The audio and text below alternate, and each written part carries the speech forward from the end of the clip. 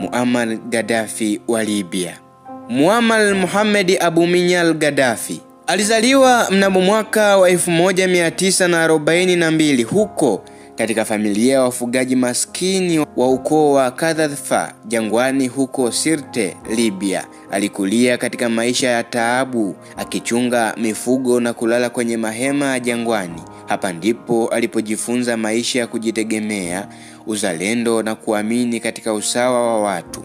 Tangu akiwa kijana mdogo, Gaddafi alichukia sana unyonyaji wa Waarabu na wa Afrika, na aliona aibu nchi yake kutawaliwa na Mfalme Idris, ambaye mfalme huyo alishirikiana kwa karibu na mataifa ya Magharibi, hususan mataifa ya Uingereza na Marekani.